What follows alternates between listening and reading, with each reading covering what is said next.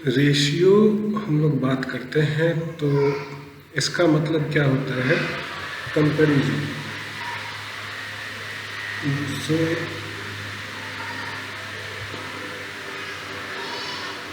जैसे आज हम लोग 50 रुपये में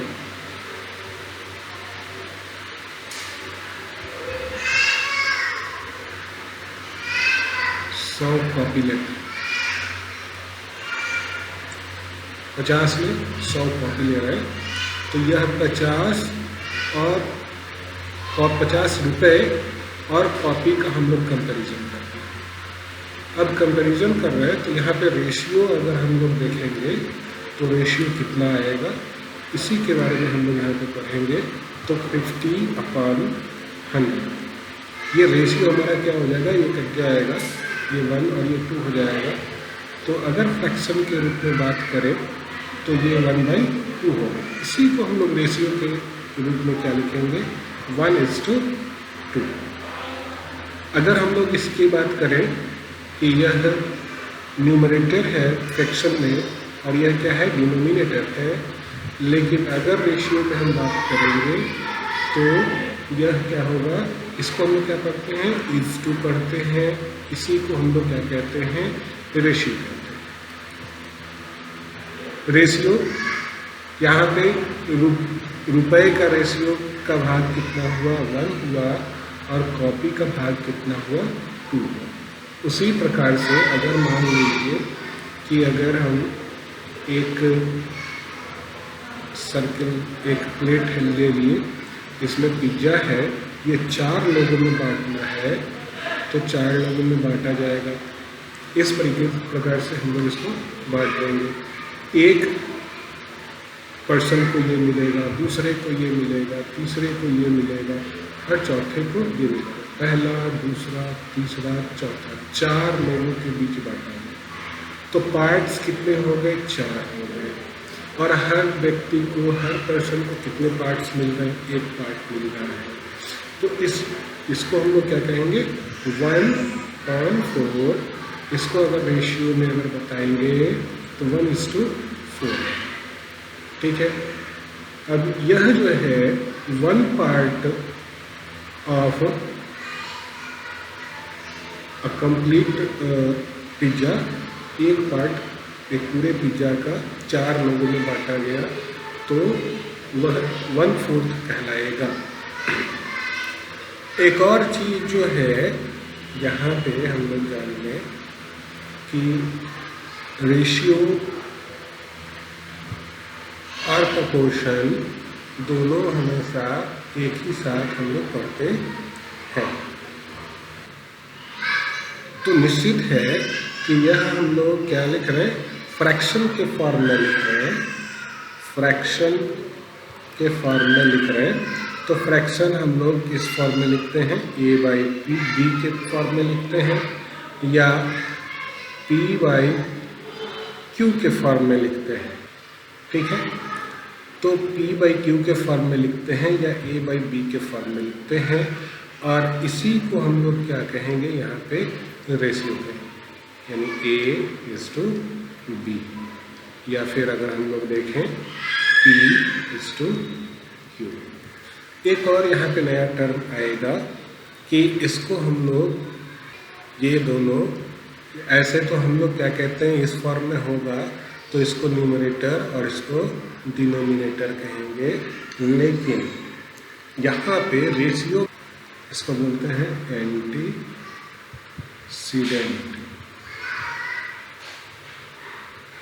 और इसका होगा नाम कॉन्सिक्वेंट।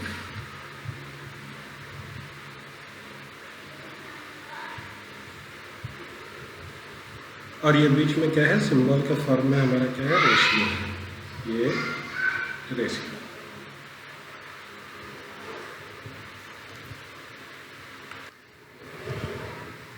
तो हम लोग यहाँ पे क्या कर रहे हैं, कंपेयर कर रहे हैं। ठीक है। इन दोनों का कंपेयर कर रहे हैं। ये हमारा जो स्मॉलर क्वांटिटी है और ये टोटल क्वांटिटी, मतलब जितने पार्ट में डिवाइड कर रहे हैं वो है और ये हमारा क्या हो रहा है, पर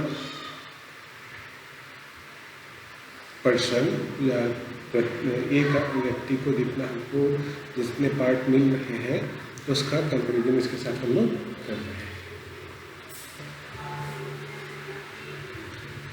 तो रेशियो में हम लोग और आगे समझें कि रेशियो जो है हमारा, रेशियो इसको और बेहतर तरीके से हम लोग यहाँ पे जाने क्या है कि अगर यहाँ पे हम लिखें 2:5, ठीक है, 2:5, तो यह 2:5 जो है वह क्या है, ये सिंपल रेशियो अभी यहाँ पे है, सिंपल रेशियो है। क्या 2:5 केवल यही हो सकता है कि दूसरे नंबर में 2:5 के बराबर हो सकते हैं? हाँ, हो सकते हैं। क्या हो सकते हैं? तो देखिए यहाँ पे 2:5 है, ये बराबर होगा 4:10 के, ये बराबर होगा 6:15 के, ये बराबर होगा 8:20 के, ये बराबर होगा 10:25 के। इस तरीके से बहुत सारे नंबर आपस में क्या होंगे, बराबर होंगे, बहुत सारे फ्रैक्शन क्या होंगे, बराबर होंगे। ये सब अगर हम लोग फ्रैक्शन या सिंपल रेशियो के बारे में पढ़ें तो ये सब क्या है, इक्विवेलेंट रेशियो है। अब ये जो है ये हम लोग बहुत पहले से पढ़ते आ रहे हैं, क्लास 6 से पढ़ते आ रहे हैं, तो आखिर फिर से ये हमको पढ़ने की क्यों ज़रूरत पड़ गई? तो यहाँ पे पढ़ने की ज़रूरत इसलिए पड़ी है कि हम लोगों को इस चैप्टर में रेशियो नहीं पढ़ना है, यहाँ पे हम लोगों को प्रपोर्शन के बारे में पढ़ना है। क्या पढ़ना है हम लोगों को? प्रपोर्शन के बारे में। और ये प्रपोर्शन रिलेटेड किससे है? रेशियो के साथ रिलेटेड है, इसीलिए यहाँ पे दोनों हम लोग पढ़ पा रहे हैं। अब कैसे रिलेटेड है? तो यहाँ पे मैंने लिखा 2/5 इक्वल है 4/10 के। ये एक अलग नंबर है, यहाँ पे अलग वैल्यूज़ हैं और यहाँ पे अलग वैल्यू है, लेकिन दोनों एक दूसरे के बराबर हैं। इसको अगर हम लोग रेशियो के फॉर्म में लिखें तो 2:5 इक्वल टू 4:10, ये रेशियो के फॉर्म में हो गए। और यही हमारा क्या है, प्रपोर्शन भी है। इसी रिलेशन को हम लोग क्या कहते हैं, प्रपोर्शन कहते हैं। अगर हम लिखें यह A:B है, यह इक्वल टू है C:D के, तो यह हमारा एक इक्वेशन बन रहा है। इसी इक्वेशन को हम लोग क्या कहते हैं, प्रपोर्शन कहते हैं। यानी प्रपोर्शन रेशियो नहीं है, रेशियो से रिलेटेड है, जहाँ पे एक रेशियो का रिलेशन दूसरी रेशियो के साथ बताया जा रहा है। एक रेशियो का रिलेशन किसी दूसरे रेशियो के साथ इक्वल का रिलेशन बताया जा रहा है, इसी को हम लोग क्या कहते हैं, प्रपोर्शन कहते हैं। अब यह प्रपोर्शन जो होता है यह दो टाइप का होता है। एक डायरेक्ट प्रपोर्शन,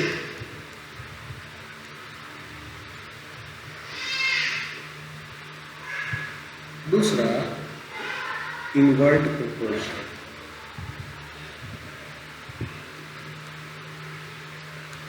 अब दोनों में क्या रिलेशन है, इनवर्ट प्रपोर्शन और डायरेक्ट प्रपोर्शन में क्या होगा,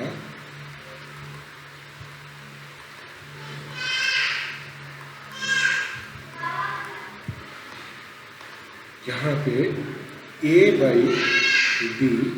इक्वल टू C/D होगी। और इनवर्ट प्रपोर्शन में क्या होगा,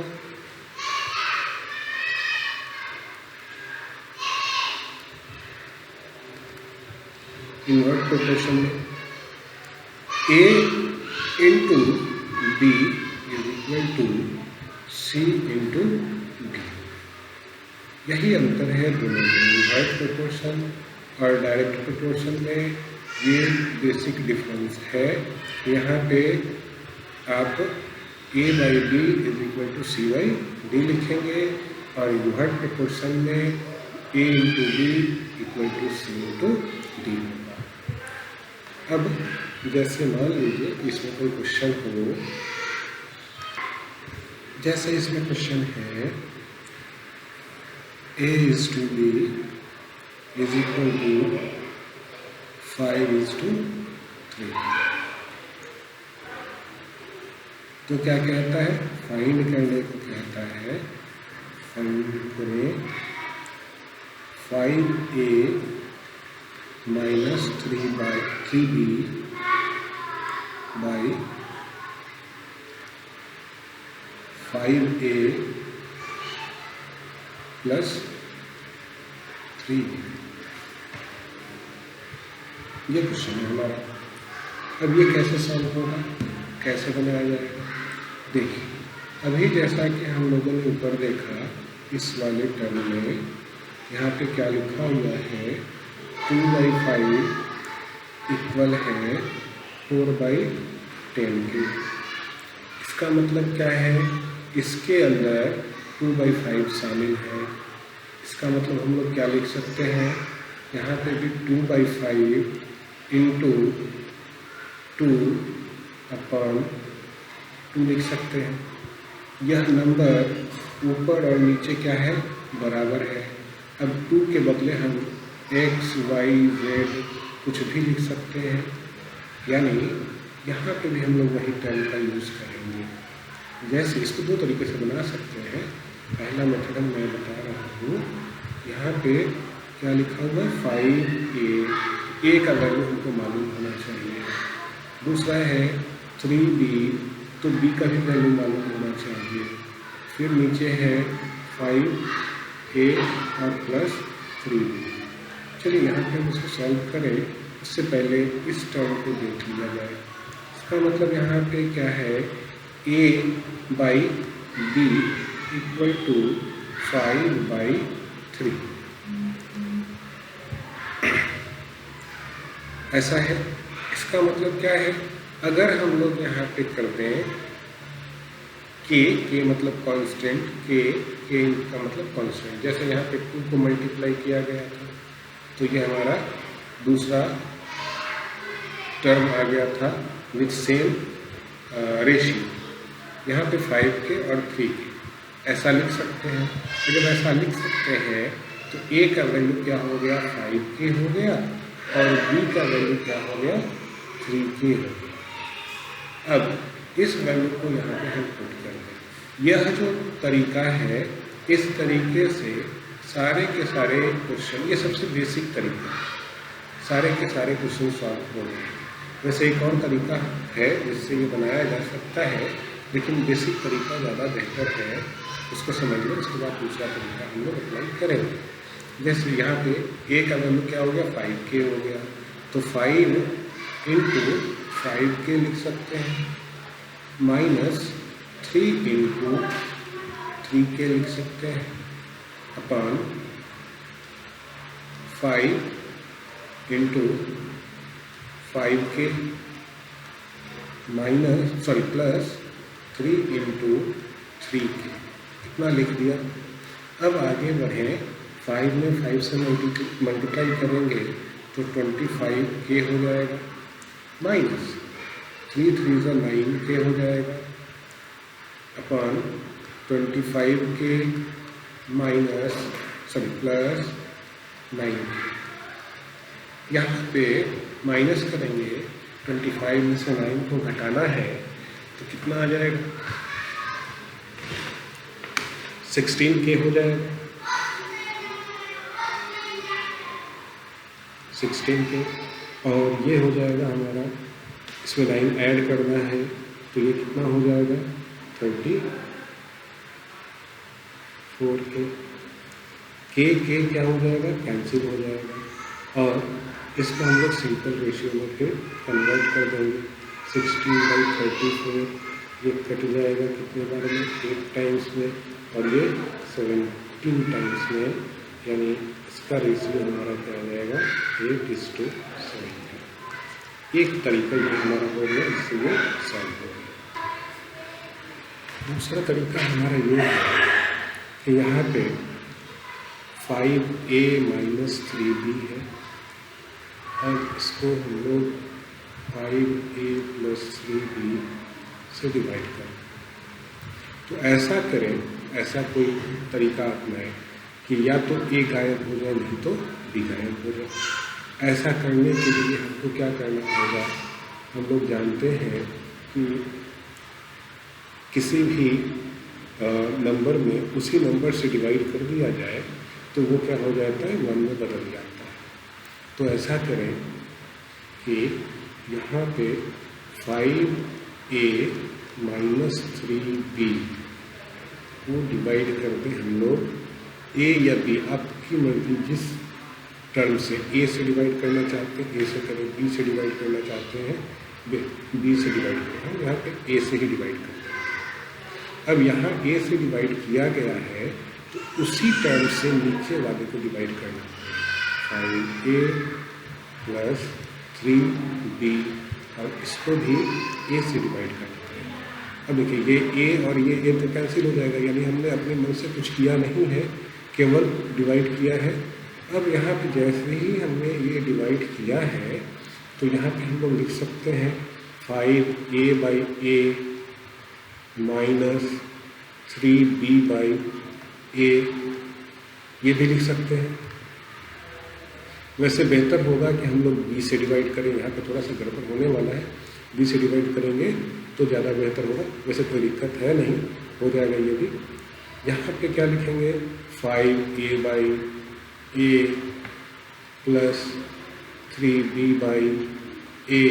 अब देखिए यहाँ से a कैंसिल हुआ, यहाँ से a कैंसिल हुआ, यानी a वाला टर्म हमारा क्या हो गया, खत्म हो गया, यानी 5 बच गया -3b/a बच गया। चलो नीचे में क्या बच गया, 5 + 3b/a बच गया। अब चलिए हम लोग पुराने वाले रेशियो में आए, वहाँ पे लिखा हुआ था a/b = 5:3, ये दिया हुआ था। चलिए ये क्या था, a/b था तो 5/3, यानी a/b था तो क्या था 5/3, और हमारे पास क्या है b/a, यानी इसको क्या करना है, उलट देना है, इसको क्या करना है, इन्वर्ट कर देना है। तो हम लोग लिख सकते हैं, इसको लिख सकते हैं हम लोग b/a = 3/5, और इसी का हमको ज़रूरत था। तो चलिए यहाँ पे हम लोग इसी का यूज़ कर लेते हैं। तो 5 - 3 b/a के जगह पर हम लोग क्या लिखेंगे, 3/5 लिखेंगे। नीचे क्या होगा, 5 + 3 × 3/5 हो जाएगा। तो क्या हो जाएगा, 5 - 9/5। नीचे में क्या हो जाएगा, 5 + 9/5। चलिए अब ये क्या होगा, एलसीएम लेंगे हम लोग, एलसीएम 5 होगा, ये 25 - 9 हो जाएगा, और ये भी एलसीएम लेंगे 5, ये 25 + 9 हो जाएगा। ये 5 हमारा क्या हो गया, कैंसिल हो गया। 5 - 9 कितना होता है, 16 होता है, और 25 - 9 = 16 होता है, और 25 + 9 = 34 होता है, जो पहले हम लोग का आ चुका है।